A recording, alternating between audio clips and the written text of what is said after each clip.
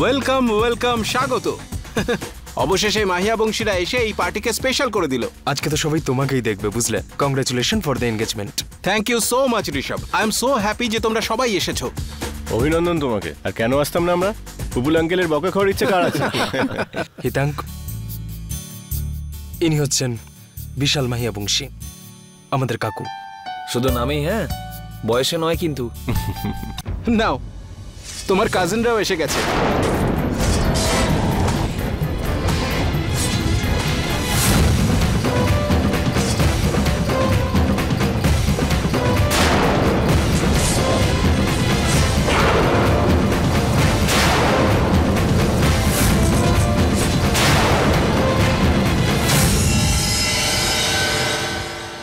এরা আসার পরে হঠাৎ এই বোর্ডিং পার্টিটা বেশ জমে গেল।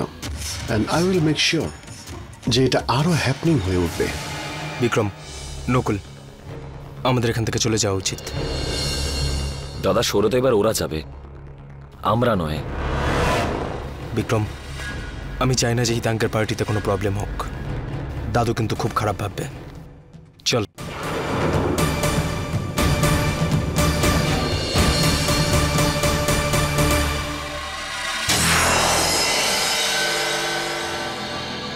High Partha. Hi Danish. Hello. Hi Nandini. এত দেরিতে এলে? দেরি কোথায়, সঠিক সময় তো এসেছি। বুকে আয় আগে। কিরে, পার্টির আগেই খেয়ে এসেছিস? অল্প একটু। এর সঙ্গে আলাপ করিয়ে দিই, এ হলো বিকাশ, নন্দিনীর হবু হাজবেন্ড। হাই। আর ওর সঙ্গে আলাপ করিয়ে দিই, ও হলো হেতাল। কনগ্রাচুলেশনস। Thank you. তবে বিকাশ আর নন্দিনীর কালকে এনগেজমেন্ট হয়েছে। হ্যাঁ, বাবা বলেছে। আই এম সো সরি ইয়ার, আমি কাল যেতে পারলাম না। I understand. Anyways, enjoy the party. Thank you. এসো।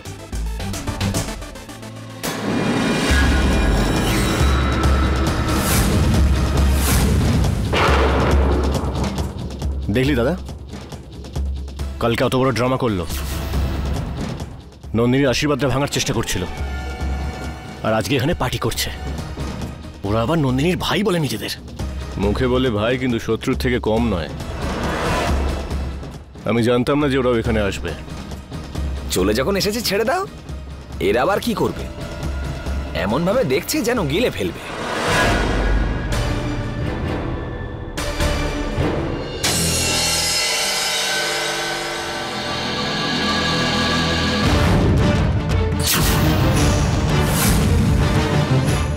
নিজেদের সঙ্গে চাকরের ছেলেকেও নিয়ে এসছে, দেখেছো?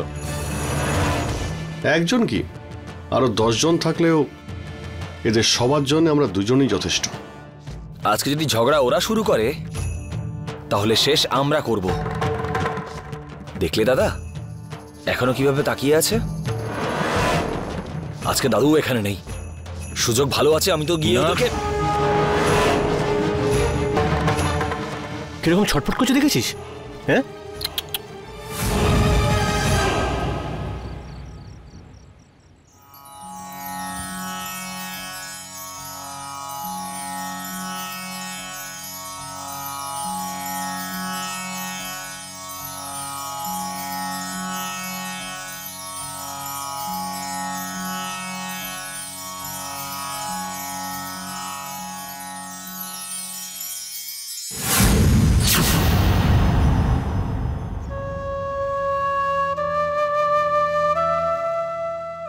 তুমি চমকে গেলে আমাকে দেখে? আমাকে এখানে আসতে হলো একটা সংবাদ দিতে, একটা বিষয় সাবধান করতে। কেমন সতর্কতা? আমি তোমাকে বলেছিলাম না যে তোমার এই পরিবারের নিজেদের মানুষের মধ্যে একটা দূরত্ব আসতে চলেছে। তোমার সবথেকে বড় অগ্নি পরীক্ষা শুরু হতে চলেছে। এই কিছুক্ষণ আগে সেটা আরম্ভ হয়ে গেছে, যা হওয়ার ছিল। কি আরম্ভ হয়ে গেছে? তোমার বাড়ির মহাভারত। আমার বাড়িতে মহাভারত? হ্যাঁ সন্তু, কুরুক্ষেত্রর মহাভারত শুরু হয়ে গেছে। ওই মহাভারতের মতন এই মহাভারতেও সেই একই কারণ, লালসা, অন্যের প্রতি ক্রোধ এবং স্বার্থ। তোমার এই মহাভারতে তোমার পরিবারের প্রত্যেকটা সদস্য একটা ভূমিকা নেবে। যেরকম মহাভারতে যুধিষ্ঠির ছিল, সেরকম দুর্যোধনও ছিল। সেখানে যেরকম দুঃশাসন ছিল, সেখানে ভীমও ছিল। যদি মহাভারতের অর্থ ধর্ম হয়ে থাকে তাহলে অধর্ম, যদি পাপ থাকে তাহলে পুণ্যও আছে। যেমন প্রেম আছে তেমন হিংসাও আছে। যেরকম মহাভারতে পাণ্ডবরা ছিল সেরকম কৌরবরাও ছিল। কিন্তু এটা তোমার উপর নির্ভর করছে যে তুমি কার সহায়তা করবে, পাণ্ডবদের নাকি কৌরবদের। লক্ষ্যের সন্ধান তোমাকেই করতে হবে।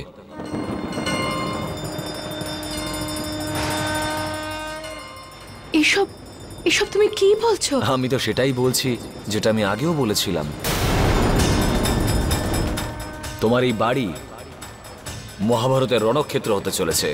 আর তুমি কার পাশে থাকবে? আমি তো সর্বদাই তোমার সাথে ছিলাম, তোমার পক্ষেই ছিলাম, আর সর্বদা থাকব তোমার সারথি হয়ে। কিন্তু সিদ্ধান্ত তোমাকে নিতে হবে যে তুমি কার পক্ষ নেবে। উচিত অনুচিতের নির্ণয় করা খুবই কঠিন এবং সবথেকে গুরুত্বপূর্ণ। সময় হয়ে গেছে সন্তু, যেখানে সিদ্ধান্ত তোমাকে নিতে হবে। ধর্মকে বাঁচবে নাকি অধর্মকে?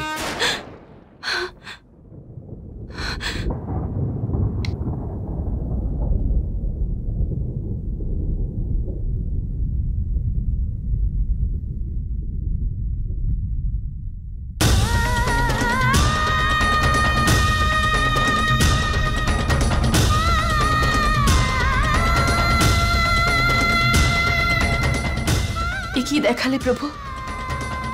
এ কি সংকেত দিচ্ছ তুমি আমায়? আমি কিচ্ছু বুঝতে পারছি না। কি শুরু হতে চলেছে আর কি শুরু হয়ে গেছে?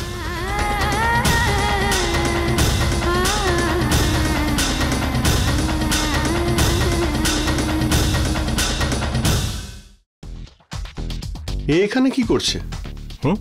চল গিয়ে দেখা করে আসি। বিকাশ, এসো, তোমার সঙ্গে একজনের আলাপ করিয়ে দিই। কাম।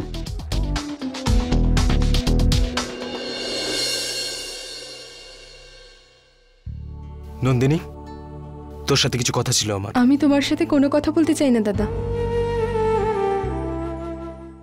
নন্দিনী প্লিজ, আমি জানি যে বাকিদের মতো তুইও ভাবছিস যে ভুলটা আমারই ছিল, কিন্তু আমি সত্যি কথা বলছি, আমি কোনো ভুল করিনি। আমি বিকাশের সাথে টাকার ব্যাপারে কোনো কথা বলিনি। দেখ নন্দিনী, একটা কথা তো ঠিক, he is not a good গায়। দাদা প্লিজ। আর তোর সাথে সবেমাত্র আশীর্বাদ হয়েছে, বিয়ে নয়। আমি চাই যে তুই আর একটু সময় নে, ভাববার, সঠিক সিদ্ধান্ত নেওয়ার, প্লিজ। তুই এখানে কি করছিস? বলেছিলাম না আমার বোনের থেকে দূরে থাকবি। নন্দিনী আমারও বোন। দূর সম্পর্কের বোন, ও আমার নিজের বোন, তাই আমার বোনের থেকে দূরে থাকবি, বুঝেছিস? যা এখান থেকে, যা।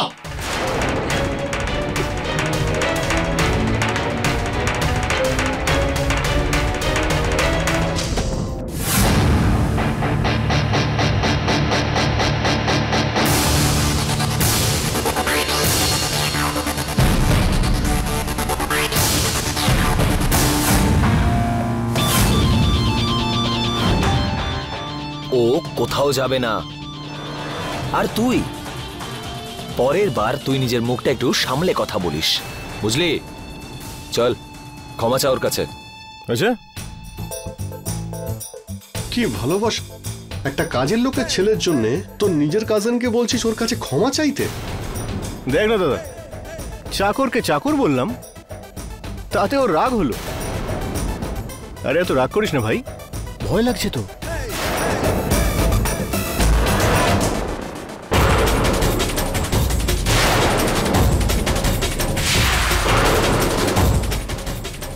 একবার আর একবার যদি তুই ওকে অসম্মান করিস না, তাহলে আমার থেকে খারাপ কেউ হবে না, বুঝলি?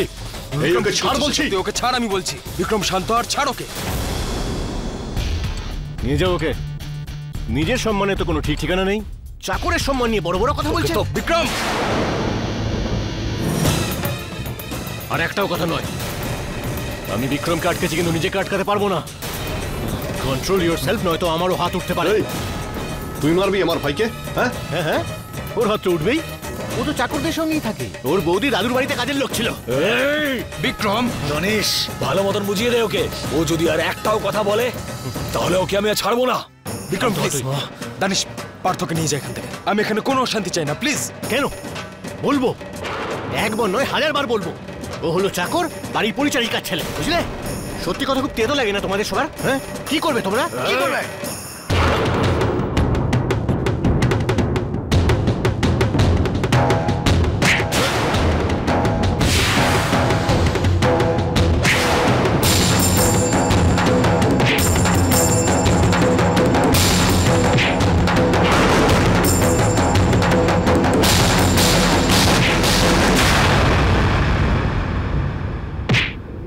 নিজেদের মধ্যেই ঝামেলা।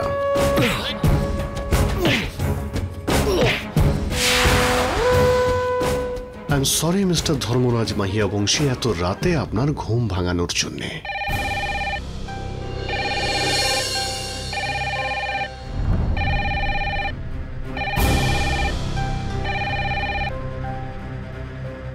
হ্যাঁ বলো।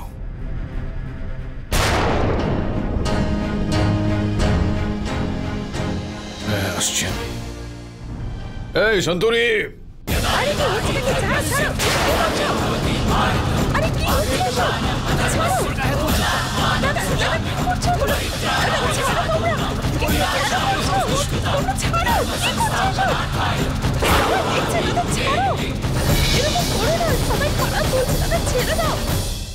মালিক, কার ফোন এসেছিল? আর এত রাতে আপনি কোথায় যাচ্ছেন? বিপুল ভাইয়ের বাড়ি যেতে হবে আমাকে এখন। কিন্তু হঠাৎ? ঋষভ আর বিক্রম ঝগড়া করে ফেলেছে দানেশের সঙ্গে।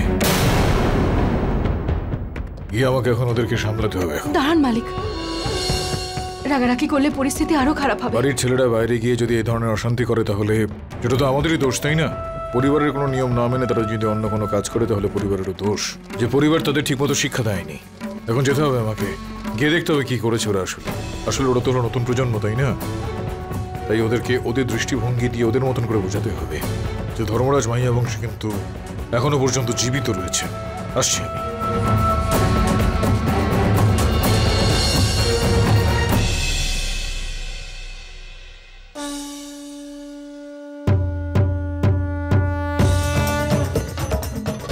আমি তোমাকে বলেছিলাম না যে তোমার এই পরিবারে নিজেদের সবার মধ্যে একটা দূরত্ব আসতে চলেছে?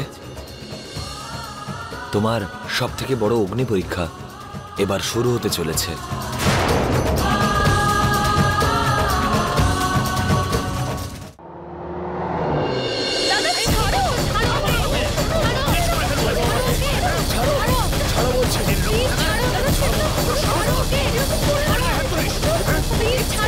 তোমরা সবাই এদিকে এসো।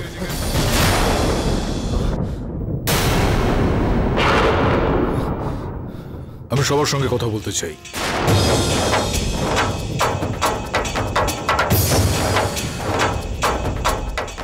দিনেশ, পার্থ, তোমরাও। আমি যেটা বললাম তার মানে দাঁড়াচ্ছে এই পরিবারের প্রত্যেকে আসবে। চলো।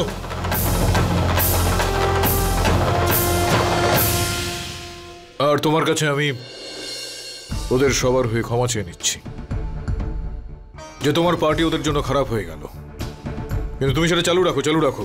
আমি কথা বলছি।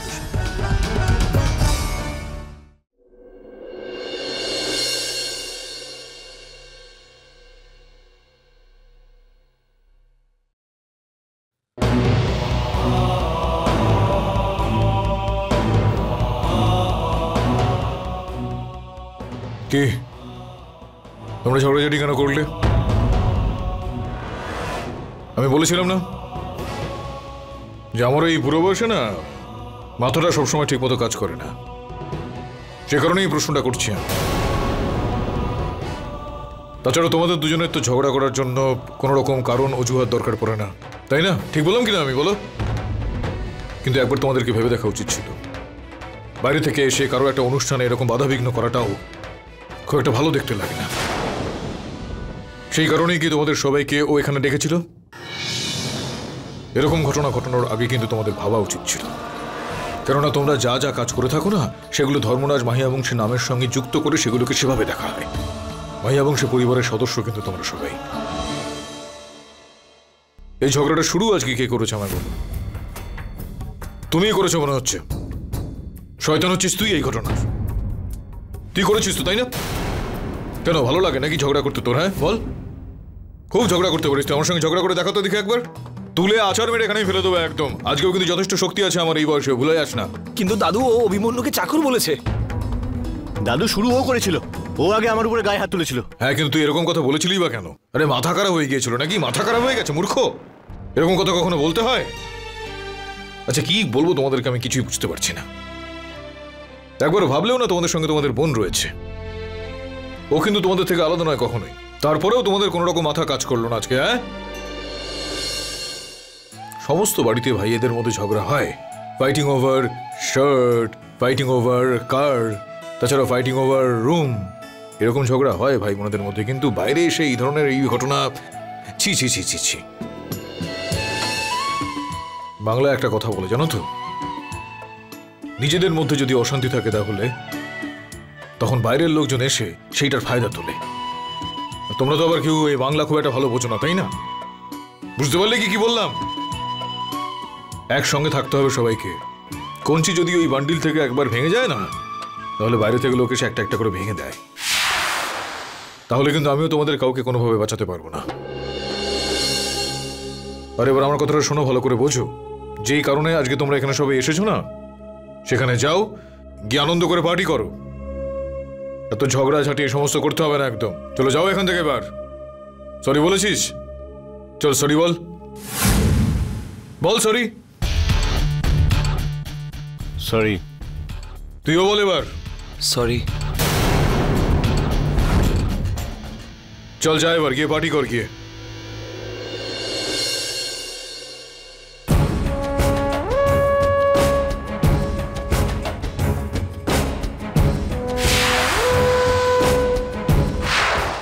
अपने पसंदीदा शो के फुल एपिसोड देखने के लिए अभी डाउनलोड करें दंगल प्ले ऐप।